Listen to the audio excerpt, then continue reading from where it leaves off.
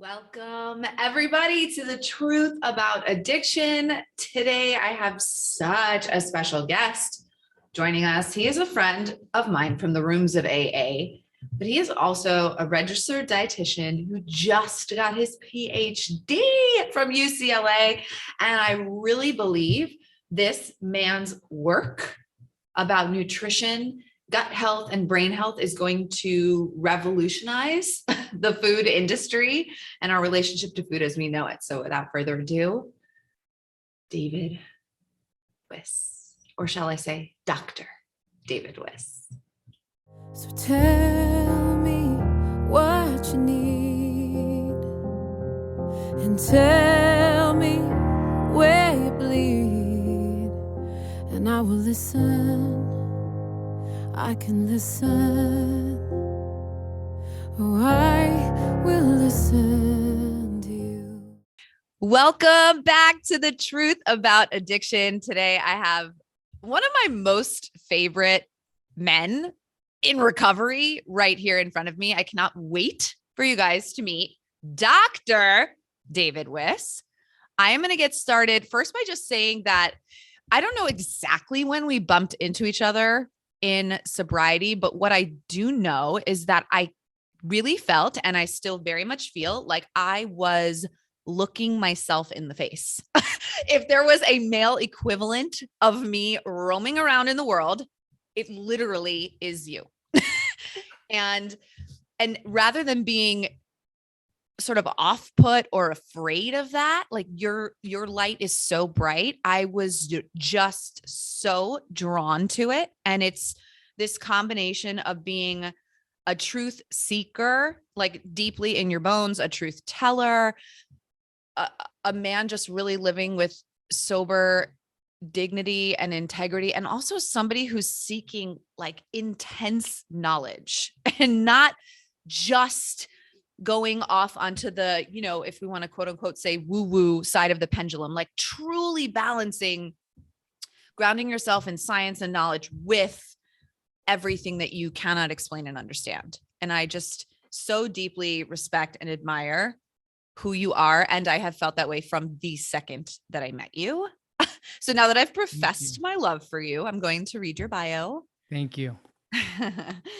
Okay, this is a very special moment too, because David is just on the precipice of this brand new, amazing part of his achievements and career life, and also academic life. David became a registered dietitian nutritionist, RDN, in 2013 and founded Nutrition in Recovery, a group practice of RDNs specializing in the treatment of eating and substance use disorders. In 2017, David received the Excellence in Practice Award at the National Food and Nutrition Conference and Expo. The California Academy of Nutrition and Dietetics awarded him the Emerging Dietetic Leader Award in 2020. He earned his PhD, did you hear that, from UCLA's Fielding School of Public Health in the Community Health Sciences Department with a minor in health psychology, by investigating the links between adverse childhood experiences and various mental health outcomes among socially disadvantaged men. His treatment philosophy is based on a biopsychosocial model, which incorporates an understanding of biological mechanisms, psychological underpinnings, and contextual factors that integrate the social determinants of health. His website, Wise Mind Nutrition, provides information at the intersection of nutrition and mental health. I'm just going to say, please, for the love of God, take the mic. Take the mic. I appreciate the love and the praise, and I feel the same about you. When I first met you, I felt like I had known you. And yes, we are both on a path, and you're also someone that merges spirit and science, and it's so cool to know other people and be friends with people that are like-minded. And so thank you for having me today. Oh my God. Yeah. Thank you. It's an honor to be here and to talk about whatever we talk about, right? Let's talk about emerging ideas in the world. Let's talk about recovery. Let's talk about recovery. So what we're going to do, you guys, is David's going to basically share whatever he's comfortable sharing in terms of his sober experience, strength, and hope, what it was like, what happened, what it's like now. And then, given his expertise and passion on it, we're going to really take a deep dive into body image and put a spotlight on all things body image. What is it like to live sober and navigate in a world that literally presses upon us how we should look, what we should eat, and crack it open and talk about what the business model he designed looks like, how he's getting his clients to return back to their most authentic self as it pertains to food and body. And might I add, I will chime in that David is in fact my registered dietitian nutritionist, and that will surely come up because it's literally changed my life and my relationship with food. So let's start out at the beginning and we will get real current. Let's go. Yeah, I do get a chance quite often to quote unquote tell my story, but I'm sure we'll put a different spin on it today. We sure will. Yeah, I think in some circles, discussion of food and body might be less well received than it is here with you today. So let's go there. Yeah, I'm from West LA. I went to public school, and I come from a really interesting blend of social advantage and social disadvantage. On my mom's side of the family, there's a lot of chronic disease, alcoholism, addiction, early death, cancer, cigarette smoking. And on my dad's side of the family, there were, beacons of health and longevity. And so, I embodied, I think obviously some genes from both sides, probably picked up on a little bit more from my mom. Right. So when I was very young, I feel like food did something for me that it didn't do for other people.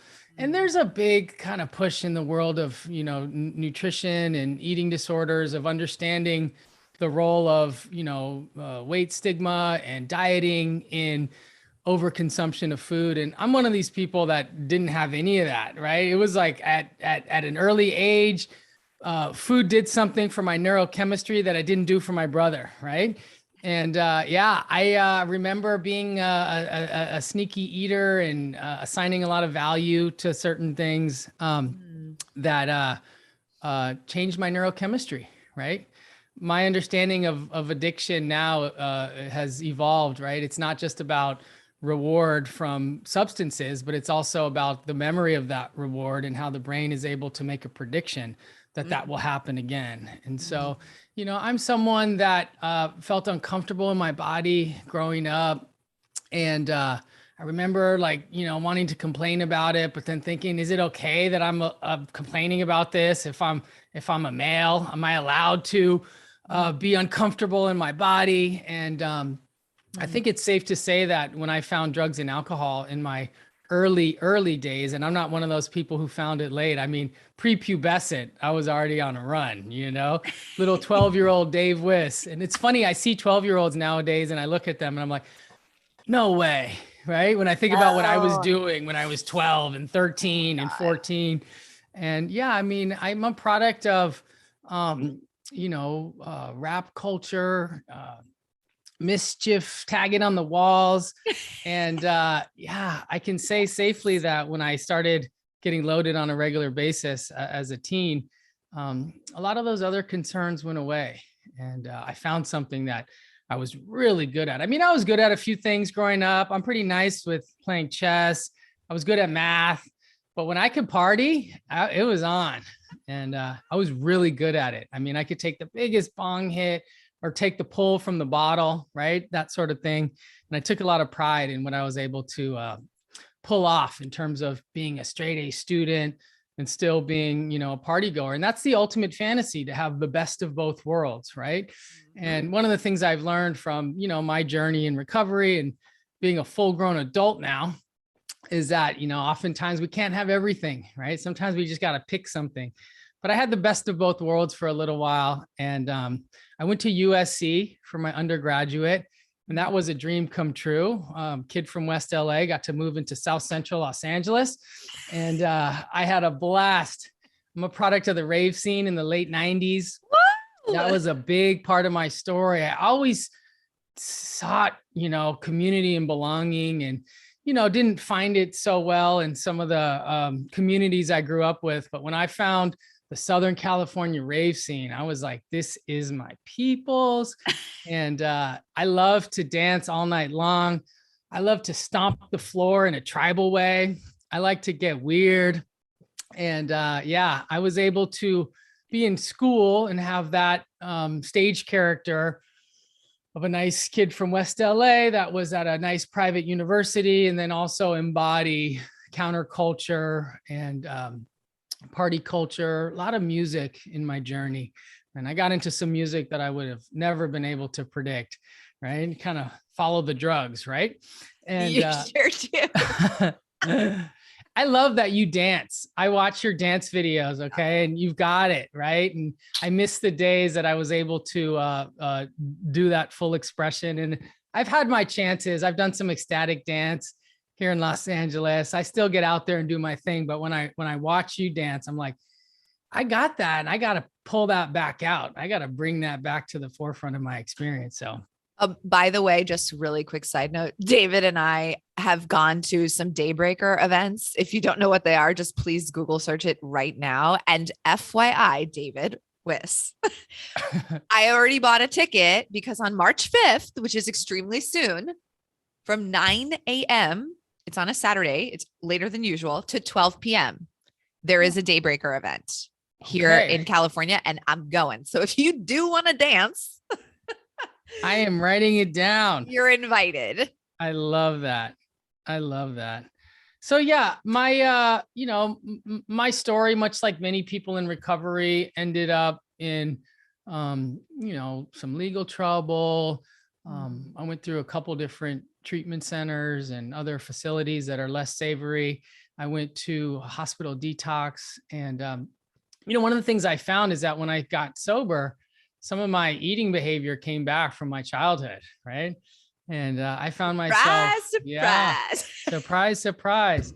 I found myself in treatment. Now I'm starting to night eat and binge eat and using food for comfort. And one could argue that that makes a lot of sense if you remove the dopamine source from other stimulants and things like that, that one would seek that in other avenues. And it's predictable that people get sober and then have dysfunction around caffeine, nicotine, sugar, other behavioral addictions, et cetera. So I have that in my story. But I can remember, and I'm actually telling a version of my story that I never get to tell because I feel comfortable here.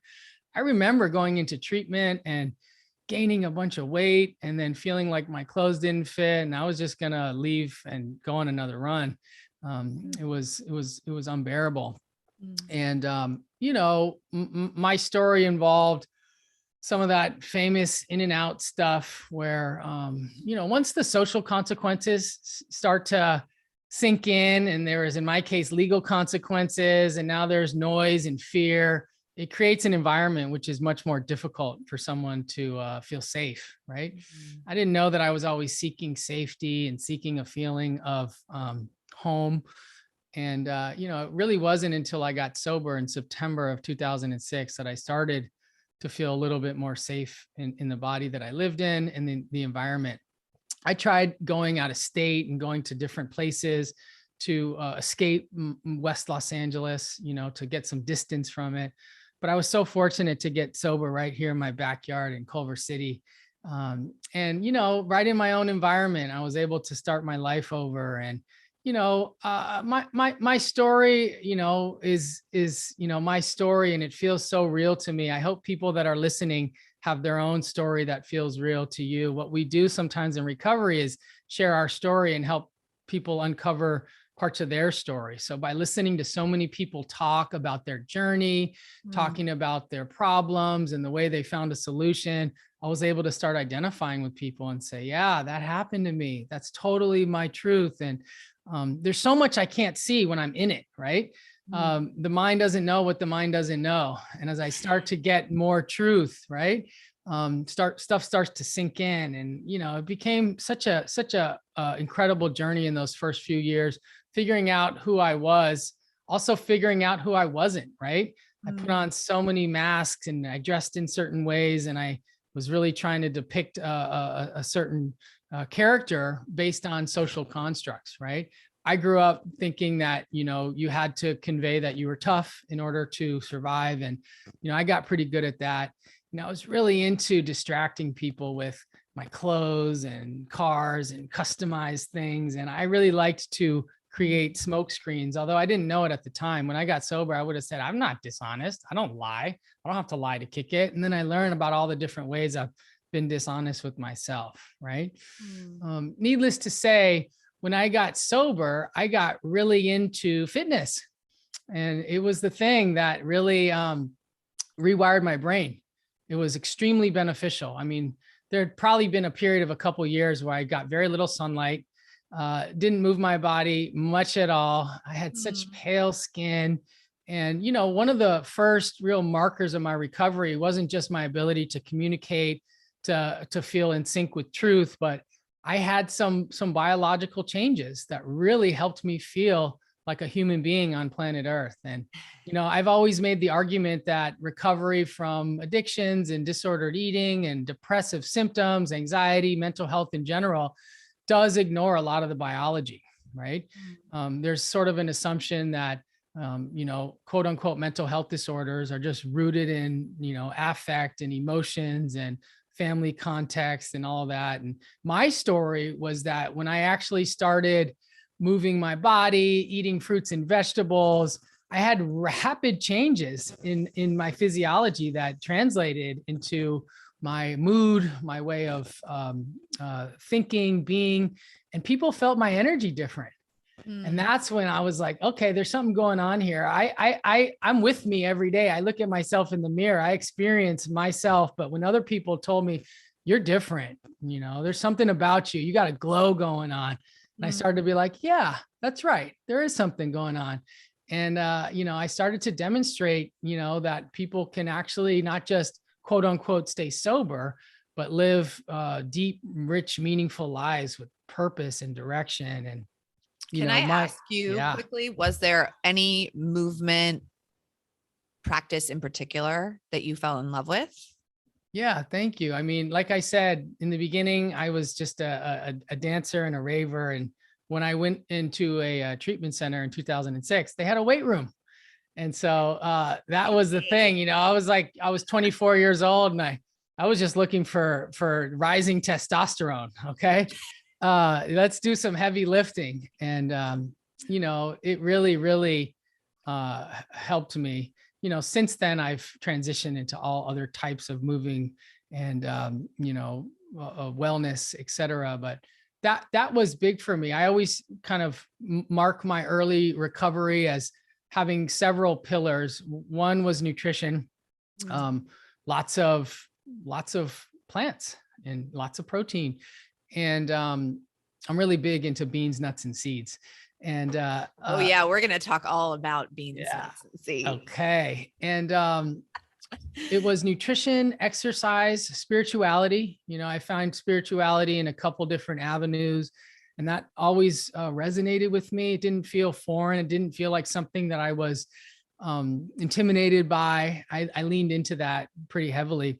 And then academic enrichment. I was able to go back to school in early recovery and finish my undergrad at USC. And I think it's so important if you think about the concept of changing our physiology and rewiring our brain, you got to provide adequate nutrients in order to nourish the brain.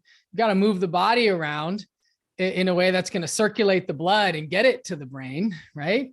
I've got to bypass the mind and learn how to be heart-centered and come from a place of spirit so that I can connect to other people and look for similarities rather than differences. The mind is very capable of being rigid and being separate and starting to see how human beings can join forces, right? But then the academic stuff was so important for me as I learned and I read and I spoke and I wrote. I really felt my brain healing in a way that was super convincing to me. So, after my undergrad, I was working as a trainer for a few years, and I went into a master's program at Cal State Northridge in nutrition and dietetics. And this was like, I'm going to say like a highlight of my life. I was in debt. I didn't have any money. I would go eat dinner at my parents' house. But I was excited about the possibilities for a guy like me, because I was in school in a way that really helped me embody recovery. And so what I mean by that is I felt my brain starting to store information. Anyone that's been exposed to stuff that I've been exposed to, trauma, complex trauma, other forms of stress and adversity, it impacts our physiology in ways that, only now is science beginning to elucidate. And that's been a big part of my research, is the biological embedding of adversity. But when I felt my memory storing information and then being able to recall it and getting 100 on an exam and leaving there just like, it felt so good to know that I was in healing, and not the kind of healing that we talk about and just go up and say, I'm this and that. Like, I felt it happening in my body. And that's when I was like, there's something here that needs to be explored further. And so my master's thesis was on nutrition and substance abuse. And I really became interested in the role of nutrition as part of healing for a range of mental health disorders. And, my personal journey led to some over-exercising. If anyone has any susceptibility to extremes, it's very likely that extremes are going to play out, right? And, you couldn't have told me anything. It's funny. I do treatment now for people that have eating disorders and exercise addiction and things like that. And, getting someone to go from 11 workouts per week down to 5, that's hard work, right? And I just remember when I was, 3 years sober and deadlifting 385 and doing all the things. If someone would have tried to tell me to stop, I would have been like, there's no Hell way. no. Heck no. I'd be like, haters gonna hate, right? But needless to say, I was able to really integrate, back into society where I couldn't just spend all day focusing on me. Self-care can quickly become self-indulgence, right? And I'm like so interested in my own self-care. And, I learned in recovery to be concerned for the welfare of other people, to practice the principles that I learned in my home's occupations and affairs. And so, yeah, I had a chance to start nutrition. Stop you for 1 second. Please. So okay, let's go to that, because you're hitting a trigger button for me, as you probably well know, regarding over-exercise. And there's no question I over-exercise. I also feel intrinsically hardwired to move my body a little bit every day. So for me, it's definitely it's going to be a lifelong thing to sort of find what that truly looks like from an uncharged place, like from an absolute organic, intuitive, Sam, what does your body need today? Can we just give it exactly what it needs, and no more and no less, right? That would be the most beautiful place that I could come from. And that is not where I am. And so if, for me, I'm in therapy literally right now about this specifically, about body image. Because what I said to my therapist was, I called her up and I said, okay, I'm realizing that my body is my house. I've been living inside this home my whole life. And I just recently realized that there's a cellar. And I went to the cellar door and it's a big old deadbolt on it. And I got it unlocked and I opened it. And inside it was dark and creepy and full of cobwebs. And I went, ah! And I slammed the cellar door shut. Okay. However, now that I've seen that there is a cellar, I cannot not see it. So I said, I think I'm ready to go down into the cellar with you, because the level of disease around this is so deeply rooted. It is the cultural conditioning from the second I came out into this world as a young girl. It is the way I have been raised. It is my hard wiring. It is the industry that I am in. And I cannot go to this very scary place by myself. So I've got help on this path. And I also have you from the other sort of, nutrition perspective, and someone who's grounded in sobriety and recovery. Who do you have. How did you say, fuck, I'm sober, I'm over exercising, I'm totally using this thing in this way? How did you get from that to what you just said, like this more recovered place? Who were your saving graces? Yeah, thank you. And, interestingly, it hasn't been until the last 5 or 6 or 7 years that I've been in a position, financially to be able to seek, what some people refer to as outside help, therapy, that sort of thing. But in my early journey, it was really intuition guiding me. I started to get clear of the things that were blocking me, and I got signals. I truly did.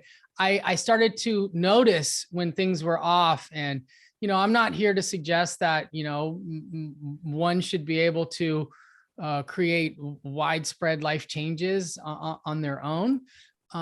But I think one of the things about my journey is that, especially with respect to starting with nutrition, no one told me that nutrition's helpful, right? Like I started eating in a certain way. I was like, wow, this feels good. And when I started exercising, I was like, this feels good. And, started doing some more of it. But there was a couple key moments when, like, for example, I was at a gym and, I'm shrugging 100-pound weights, listening to the same Lil Wayne song that I've been listening to for 15 years. Right. And I realized it has to be a milli. No? That's not the one. Yeah. There was a couple moments when I saw the actual futility of some of the behaviors I was engaging in, and realized that if my true purpose is to make contributions on planet Earth, then I was in a loop where I was expending energy in the wrong direction. And it doesn't suggest that, working out doesn't make me more useful to people. But I realized that the amount of energy that I spent doing some of the same things over and over again, if I could free up just a percentage of that, let's say 25% of that, and then put it into other avenues, the world could actually be a better place. And I think a better answer to your question is that after so many years of strenuous weightlifting, I started to see, the surge in yoga interest happening, and people were posting about it on Facebook and saying terms on social media that I had never heard before. And I'll be honest, when I first saw that, I was like, that's annoying. People are talking about yoga. Like, so please, what is this? The new spiritual way of living? Oh my God. Can I just tell you that my favorite thing to say about yoga, because now first of all, I went from literally taking a yoga class when I moved out here from New York and hearing people sigh out loud and giving everyone the dirtiest look and like an eye roll where my eyeballs should have gotten stuck at the top of my head, to now being yoga certified and literally doing yoga almost every day because I need it so badly to regulate. Mm-hmm. And I say that yoga is the boyfriend that was good for me, that I was never ready to date. And now she's ready. I love that. And that's my story. Yeah. I knew that there was a path there for me. And so when my previous sort of movement strategy was like, heavy lifting. I would always walk the LA Marathon every year, 26 miles, power walk. I climbed mountains and I did, that sort of thing. But when I tried to do yoga, it was like the biggest piece of humble pie ever, right? Shaking, I was always sore. My muscles were tight. Everything was locked up, right? And so I spent the first 3 months doing yoga and really, really struggling and wondering if I could still, lift weights and do yoga. And I was in this conundrum. This was probably, 8 years ago. But I listened to the call. I was like, there's something there for you. There was a clear message that not only did I want to move my body differently, I wanted to learn. I wanted to learn what the teachings were, right? I don't want to be taught, by single modalities. I'm someone that seeks multiple modalities and current wisdom and ancient wisdom. And there was ancient wisdom there that really caught my attention. You know, I like spiritual messaging. And so when I was able to sit through a yoga class where someone wasn't just walking you through some poses, but dropping a couple gems, I was like, this is for me. So in those first few months, I was conflicted. Can I do both? Can I actually, lift weights and still get my hands to touch behind my back, right? And, it was tough. It was tough. And so, yeah, something happened to me after several months and I started to get into a routine and could hold some of the poses. I took a year off from lifting weights and I just did yoga for a full year, like 4 times a week. And it changed my nervous system. Here's the other thing.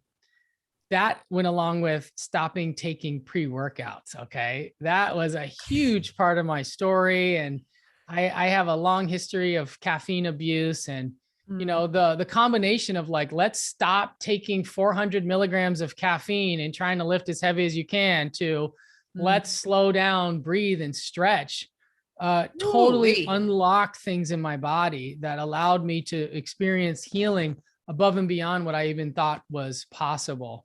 And I learned how to breathe and I learned how to sit and be quiet. And this was really, really life-changing for me. And, since that time, I've been able to build in, the other types of exercise that I like and, have different foundational pieces. And, I oscillate over the years and switch around and do more of things and less of things. But that was the signal that I got from the universe that I listened to. And, what comes along with that is, okay, I sleep better.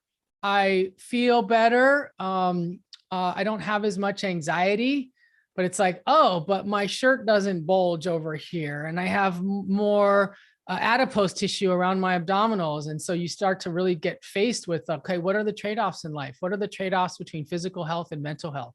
Too many people put so much emphasis on physical health and appearance and do so at the expense of mental health. So I was very clear that I had to put mental health first and see what other things can fit within that model. And, you talked about, exercise to excess and, how does one get out of that? And I think one of the most important questions that I offer people is, is it driven from a true need to move your body and to circulate blood? Because I believe that there are, genetic legacies of people that require movement as medicine and need to dance and need to go for walks. And I think you identified as one of those people, right?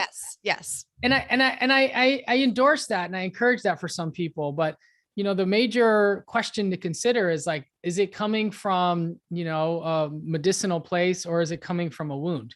If people are moving their body based on body dissatisfaction, then it's a never ending pursuit and it's a dead end, right? Because as soon as people achieve the visual representation of their body that they aspire for, if the wound still exists, right? Whatever that wound may be, at a most basic level, as I am, I'm not enough. There's something off about me.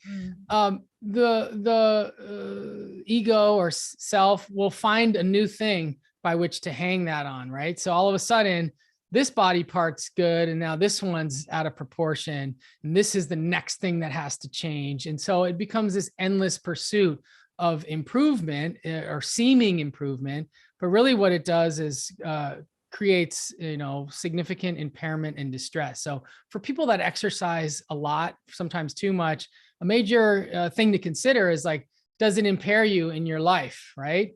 Does it cause distress in your daily activities? Does it impact relationships? I think there are some people, especially fitness experts, that actually match that way of life really, really well and are people that are designed to move their bodies and help other people do the same. But if underneath it all is a never-ending theme of there's something wrong with me that needs to change and I know how to do it, and therefore I'm going to get on an endless quest of quote unquote improvement, it'll never register as being enough. And that's an important consideration. Oh God. Yeah. And I want to stay where we are because again, you just talked about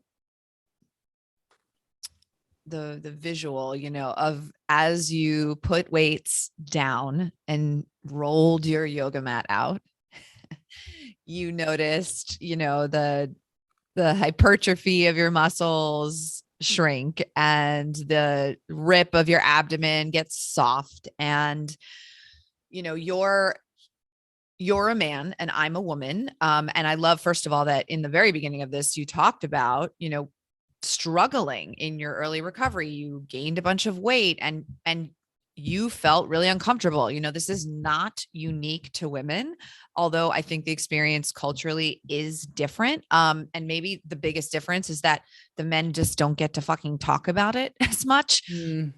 But take me through, we are talking about body image right now. Take me through how you became okay with your body softening in exchange for your heart opening. In the eating disorder treatment world, we often say that, sometimes body image is the last thing, right? So it tends to be pretty sticky. In other words, it's not, very rarely does someone go from having noise in that area of their life to just being okay, right? Of course, some people have profound spiritual experiences, come back from a retreat, and all of a sudden, like, issues are gone. But it's an ongoing process for most people, and I would, include myself in the most people category. There needs to be a level of trust, right? And we use the term body trust often. If someone doesn't trust that they're on the right path, the mind is going to suggest alternative paths, right? And so, with respect to body image, it really can play out differently for different people. For some people, it's about how their clothes fit, right? And for some people, it's about how comfortable they feel when they're naked in intimate settings. And for some people, it's about, the perceived social evaluation from other people. But you're asking about my experience, and I can say that the level of trust that I was able to lean into, I think came from my recovery. It came from being a spiritual being on a path that had a lot of adversity. I've been through a lot. I've had near-death experiences. And at some point in recovery, we learn how to trust, right? Trust the universe with a capital U. And so in my experience, I didn't have immediate comfort at all. But what I did have was trust that I was doing the right thing and will continue to be nurtured and taken care of. And so when it comes to changing our brain, okay, by the way, body image isn't fully understood by neuroscience, right? There's been a lot of efforts to try to map out what are the parts of the brain, and I wouldn't even be able to pretend like I could describe that. But if you're really thinking about, changing our mind, which is separate from the brain, that requires a lot of discussion, being able to learn from the wisdom of recovery and the food and body spaces, listening to podcasts, reading books, and things like that.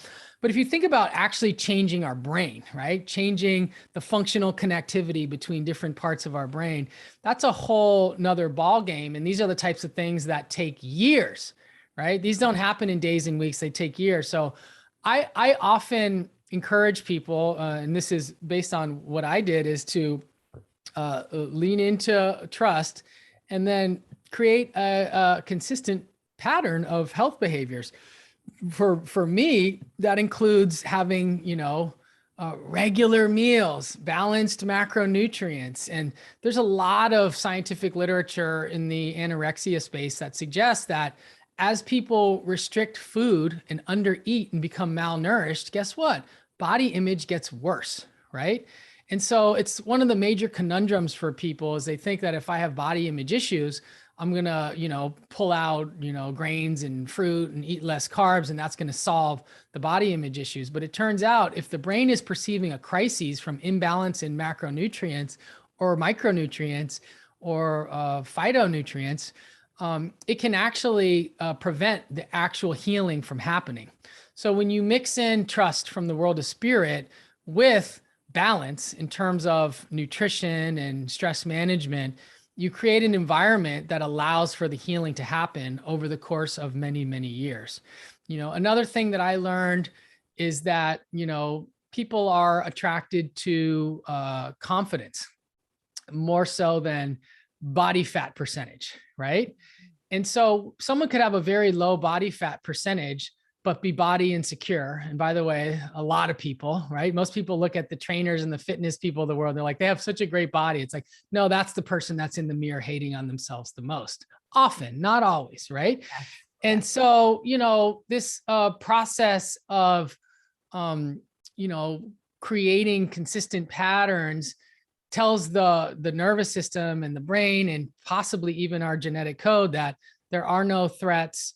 You are safe. There is consistent nourishment coming, and it really creates an environment that allows for the parts of the brain that I think need healing to happen. And then, most importantly, in order for something to really stick, there needs to be positive reinforcement, right? So, for example, giving up on having very, very low percentage body fat. And trust me, like when I was in a master's program for dietetics, I did my fair share of jumping in the bod pod and getting my measurements done. Like those are, but in my mind, these are things that I needed to do for my training, right? But needless to say is that when one can get positive reinforcement, not necessarily from society, but from self, right? About I'm on the right path, it becomes so much easier to continue on that path. Too often people have trauma around body, whether it's from a comment from, a partner or from a parent. Parents are notorious, right? I mean, think about it. I deal with these, people seeking treatment who have had a parent who made comments early on in developmental processes about their child's body. And, when someone, embodies something at age 8 during neurodevelopment, it actually has a much more sticky effect over the lifespan. So, to answer the question from a biopsychosocial perspective, I was keen enough to understand that the biology of healing is super important. You have to create an environment that's conducive to healing through proper nutrition, exercise, sleep, sunlight, etc. And then sometimes with respect to rewiring our thinking, we have to bombard our brain with new thoughts, right? Get in new information, listen to other people give talks. And there's such a strong bias in the information world, right? I call it information hygiene. Like if you're a fitness person and you follow certain things, that's what you're going to get fed into your feed, right? One of the biggest things that I do with people clinically is like get them to unfollow a bunch of stuff that is perpetuating comparison and follow other sort of messaging. And then finally, the social context, being able to be comfortable in, a wide range of settings, which reminds me, I got to always go back to self because you ask me about me and then I start talking about my clinical expertise. Here's something that I did. Okay. Yes. Yeah. I caught myself. I was ripped. I was fit, but I still didn't like the experience of having my shirt off because when I was a kid, I was chubby and we had to play shirts and skins in basketball. And I didn't like that feeling. I didn't like going to the beach because I was a late bloomer. I carried a lot of pudge. Okay. And so I had embodied from my childhood experience an uncomfortable feeling with my shirt off. And here I was with a 6-pack shredded. And I didn't like having my shirt off, right? And so I didn't have anyone tell me this. This came intuitively. I said, okay, what if I spent more time with my shirt off and forced it? Okay. And would that help me lean into the positive reinforcement process? And so for 1 year, for 1 full year, I went to the Santa Monica stairs and did a full workout, up and down 8 or 10 times, sometimes more, with no shirt. And even when it was kind of chilly out, There were days that I didn't really want to do it. I did it anyways. And after a full year, this is called exposure therapy, right? Yes. Something is difficult and you lean into it, get grounded beforehand. And this was a long time ago. And again, it came intuitively without me being knowledgeable about even exposure therapy and the tenets of it. And yeah, after a year, I had experienced a sense of safety with that process, and it stuck. It stuck. Okay. First of all, your intuition has been like the thread through which you've described some of your most radical transformations. So I just want to like speak to the fact that that speaks to the work you do on yourself. And that is so beautiful, listening to how that has been such a an inner guide. And every moment you were answering the question, I was like, okay, I'm going to ask him this at this point. And then you addressed the thing I was going to ask. And then I had another thing and you addressed that thing, because I'm sitting here, of course, hearing you from my own lens, which is the one I shared about, right? That I'm currently in therapy. And I feel like there's a lot of trauma on top of my judgment. And, when you say that you need to trust first, and then there's balance and nutrients. And then, I'm sitting here going, well, yes, you can, but you can only trust if you're in relation with your higher power. And that relationship is strong, right? You can't even work towards a balanced way of moving your body and feeding your body if there's no trust. And you cannot have trust if you don't have a relationship with a higher power. But then you certainly cannot have trust if it's compounded by trauma. So I, in a way, have this one side of me in recovery that I deeply, trust my intuitive voice, even if I can't always hear it. And yet, at least in the realm of body image, I feel like a ping pong ball, back and forth with like how much I feel that it's hardwired in me to move. And that is part of my destiny to be moving and teaching about movement.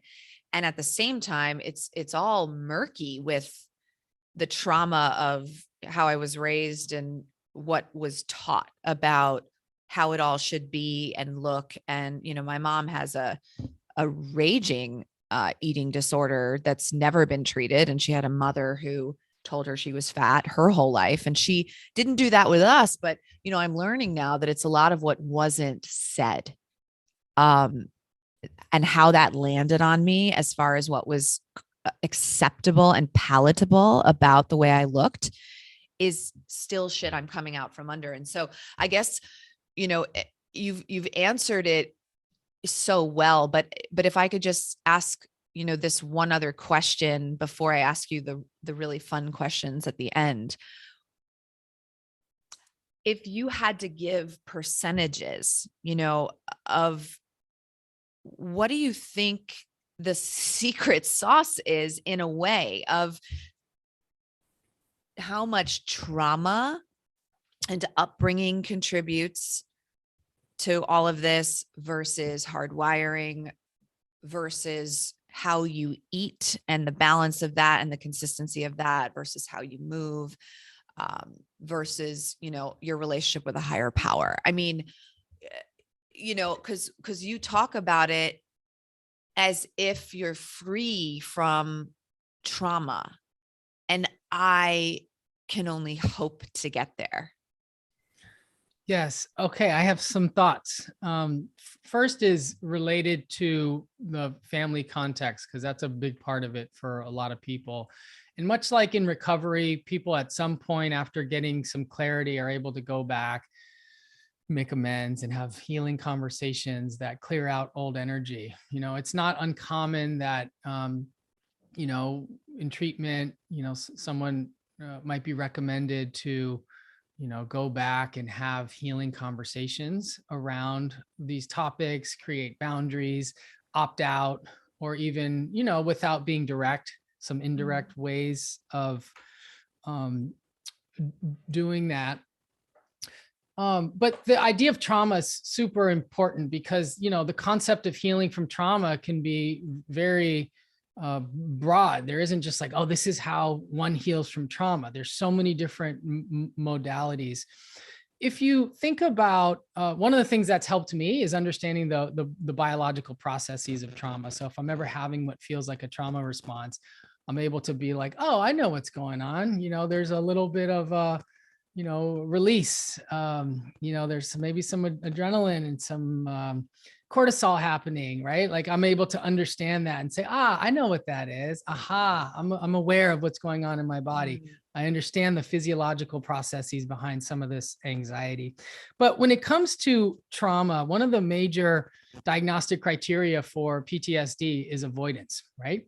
And so I've conceptualized for a lot of people that the experience of living in a body that doesn't feel like home can register as a trauma. And so many people have experienced being in a body that didn't feel like home.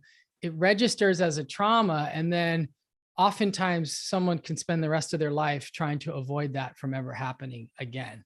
And so with avoidance related to trauma, people will set up their lives to ensure something doesn't happen so they don't experience re-traumatization. And that's a survival mechanism. So for example, someone sets up their life to be around fitness and nutrition just to make sure that that experience that was so quote unquote unbearable doesn't get recreated. And so oftentimes when someone has a body image disturbance, it can be helpful to understand that, okay, I'm having a trauma response to something that's old, that has a legacy, that's sticky. It's not actually my current experience. It's a relic of previous things. And to bring that into, you know, the current moment. The other thing that I think is helpful is that many people have a discrepancy between what the mind wants to weigh and what the body wants to weigh. And it really does boil down to that. And it might not be weight, it might be comfort level in the clothes or appearance, but even if it's just 4-pound discrepancy, right? The mind thinks that it should be this, the mind is committed to it looking like this or being like this, but the body has some different ideas as evidenced by reality, right? That discrepancy is going to be the source of the conflict that continues to play out. And so, you know, when we can recognize that, you know, this could be an avoidant trauma survival mechanism, and that there's a current discrepancy between what my mind believes and what my body actually experiences, you know, we can find ways to reduce that discrepancy, right? Either from talking about it or meditation, yoga, breath work, all things that I have used and encourage other people to use. So yeah, the percentages, I wouldn't be able to sling those. Everyone's different. Yeah, for sure. Just like a fun fact, I threw my scale away. How many months ago was that? I think it was whatever happened. I had been weighing and, you know, got down really low, wasn't in a great place in my life. And then slowly, and this was, you know, sort of a grief response of, I can't control the loss of my dad. And so I'm going to control food and body to the best of my ability. Right. Fun fact, you cannot outrun grief. It is like a tsunami and it will come up and over you no matter how fast your feet are. And so eventually I started putting some weight back on, which I knew intellectually was a reflection of healing from the grief and being willing to sit in the tsunami. Right.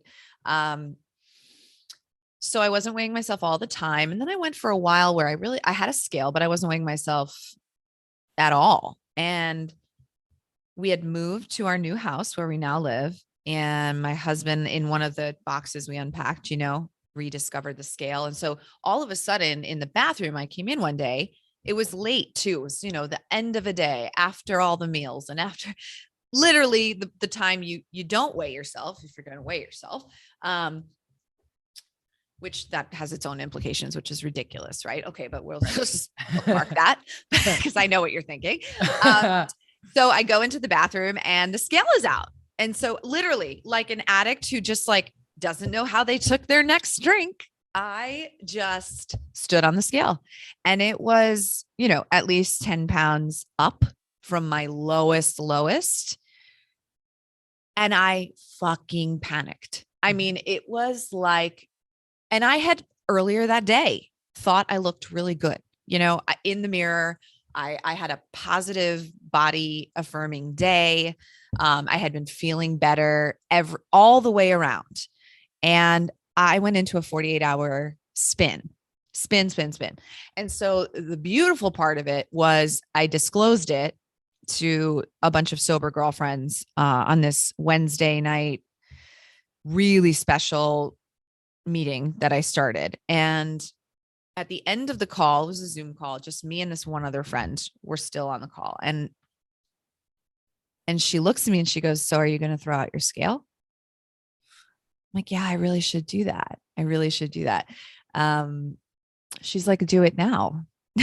So I fucking held up my laptop in one hand and I took the scale and I went outside in the dark and walked it over to the garbage can, and the garbage can was empty and this scale was, made of glass or something. So it shattered. Oh. It hit the bottom, which I think it needed to. And I haven't had it since. And that was in September-ish of last year. And that's huge for me. So I just wanted to like throw that out there that, that's been like a big deal. Like the number, this is why I never weighed myself my whole life. And I think for an addict in particular, it can be so dangerous. And what's really fun now is, my kids, when they get weighed at the doctor, they weigh more, both of them, like significantly more than the average child their age. And I remember my husband got afraid at one point before Jack had a little growth spurt, was like, "Oh my God, is this a problem?" And I was like, no, it's not. I have always weighed more than what people think, more than what I thought I should, more, right? And so all we talk about, if we talk about anything in our house, is being strong and how beautiful and amazing it is to have a strong body that is capable of moving us through the world and getting us to our next destination. And so, so good. I know you're, by the way, like mic drop right now, David is expecting. That is true. His first baby. And it's a girl. Oh my God, it's a girl. And that is so incredible. I'm so fucking happy for you. And I just, it's a whole nother level, this body image stuff of work. There is nothing like your life partner, your closest friend, and your child. There is nothing that is going to shine a light on what still needs to be worked on within you than those relationships. And there's no question, I have a 3-year-old daughter. I have a 6.5-year-old son that my desire to work on and heal from, my beauty and body stuff, is stronger than ever because I'm raising these little humans and I deeply want them to fall in love with the body that God has given them and not the body that the world tells them they should have. Yes. I have a couple thoughts, final thoughts. I'm surprised the scale shattered. In Eating Disorder Awareness Week, which is once a year, oftentimes we have events where we smash scales. And I've had a bunch of different scales and glass scales. And I can recall like having a jackhammer and like smashing them and they don't break. So that one broke. Very cool, dramatic sort of finish to that. One important consideration, and this might be relevant to your journey, hopefully to others as well, is that too often people take their lowest weight as their benchmark and comparison point, and that just sets up a lot of disappointment. It's not uncommon that someone will come in to see me and, their lowest adult weight is, I'm going to make up numbers, 125. Their highest adult weight is 170. And then they'll be 140 and be like, I'm 15 pounds overweight. And I'm like, it sounds like you might be 30 pounds underweight, right? Because people have this unrealistic comparison point, and that's what the mind sort of sets up. And so I always remind people, don't chase bodies of yesteryear. Don't try to chase the past and recreate things that once were, or try to get back into the wedding dress. It's so important to be in the right here and the right now, and live where you live in the body and have it be home. Oh my God. I love this conversation so much. So I just want to toss out these questions that I ask everybody at the end of the conversation. And it's really just whatever comes up right away, right? No real thought behind it, and in a sentence or two. So first question is, describe current day David Wiss, your perfect day. Okay. I'm a useful and productivity seeker. So for me, it will be a blend of a lot of different activities. I would say that getting to the gym on the way to work would be a really good start to a day. I often see 6 to 8 people in the course of a day.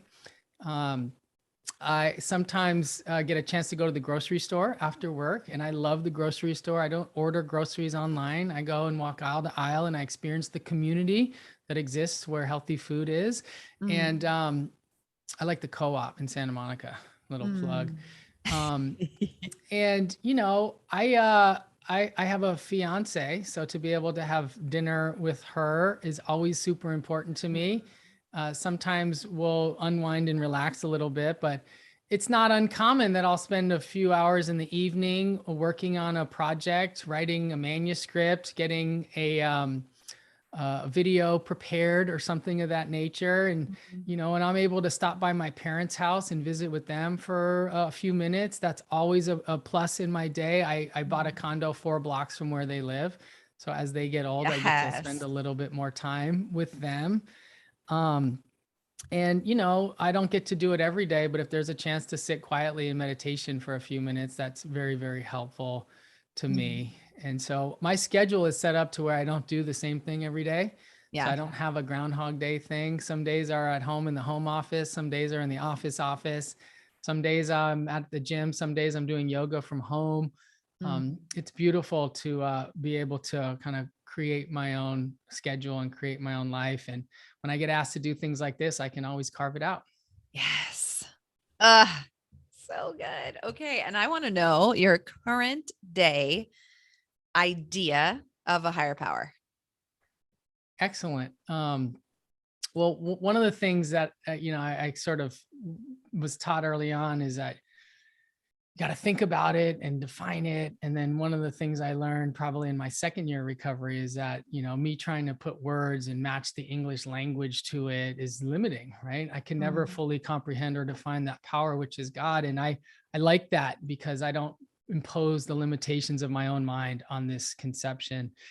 One of the things that has always stuck out to me is the concept of connectedness, everything being connected in ways that I will never be able to unravel. I like the idea that there's always meaning, but I don't live in the quest of trying to figure out what the meaning is. This happened because this, right? This needed to happen. I just always know that there's meaning there.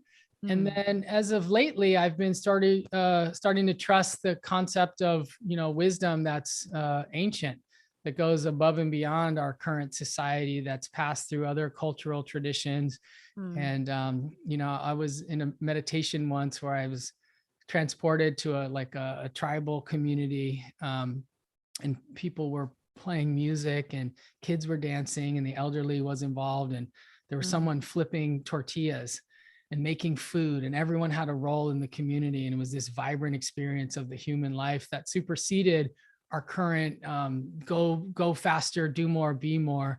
And that felt like a very clear signal to me of maybe it isn't about being more or being better. Maybe it's about being better acquainted with how perfect we already are.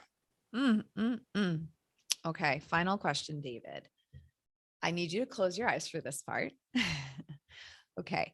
I want this David right here sitting across from me to say whatever you wish you could say to your younger, untreated self. What would you tell him? I would tell him to lean into the trust at its fullest capacity and to not doubt self. I love that. Mm. Oh my gosh. I love talking to you forever and always. And I also love dancing with you. And I also love that you're guiding me through this very scary beauty and body image journey. I cannot think of a better person to do that with or to have this conversation with. I just cherish you and our friendship so very much. Thank you so much for talking with us today. I cherish you and you're so welcome. I appreciate it.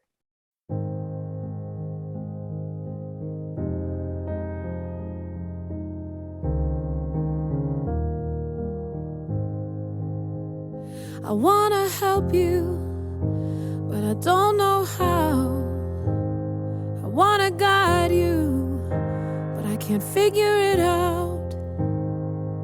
So tell me what you need, and tell me where you bleed, and I will listen. I can listen. Oh, I will listen to you. You seem so stuck there, holding on to some old story, still going strong. So tell me what you did, and tell me how you lived, and I will listen. I can listen. Oh, I will listen to you. Where can you go now? Can I keep you from falling down? If you just keep floating, you won't drown. There's a knowing that can be found. If you listen, can you listen? Oh, I will listen to you. There's a voice deep inside you that will be there to guide you.